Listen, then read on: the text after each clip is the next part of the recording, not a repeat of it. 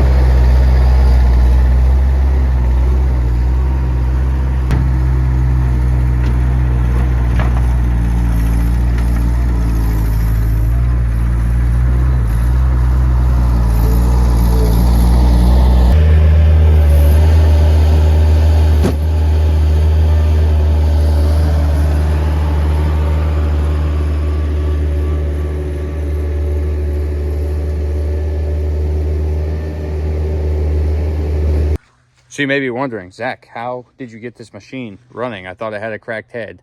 Well, we were wrong. It didn't have a cracked head, and I'm going to show you actually what happened. So I was talking to my dad about, hey, I'm going to have to replace the head on this thing. Like, really not that big of a deal. It's going to be like $700 total if I had someone else do it. Plus parts. I was like, hey, at the end of the day, I got this machine for pretty cheap. I'm not super concerned about throwing $700 at it. You know, at that point, I'd be close to $3,000 into this. Still feel like that's a pretty good deal. Like I'm okay with that.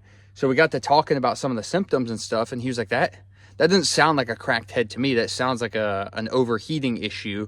And one of our close family friends has a skid steer, and I guess he had similar issues with his Mustang a little while back, and it ended up being an overheating issue. So my dad was like, hey, might be a good idea just to pull the thermostat, see if it's opening up. If it's not, maybe, or if it is, maybe check the water pump, and then, you know, kind of go down that.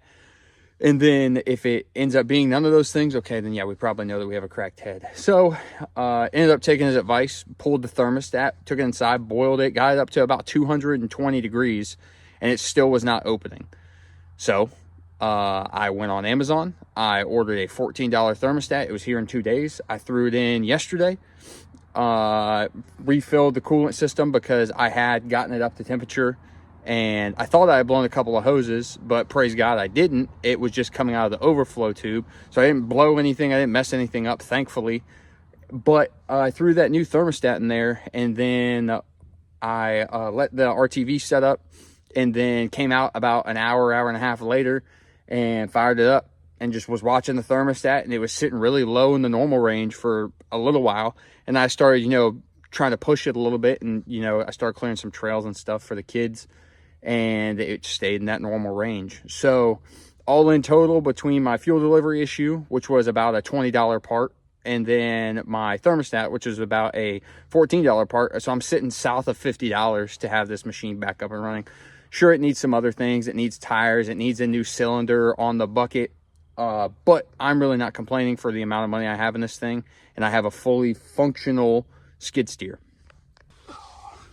Yeah, so all in all, I feel like I got a pretty good deal on this thing. If you haven't seen my other videos, I had a 2001 Toyota Sequoia that I ended up trading a guy who had a Harley, a Street Bob, a 2013 Street Bob, ended up trading him. And then I found the guy who had this listed on Marketplace and just was like, hey, you want a motorcycle? And he was like, sure.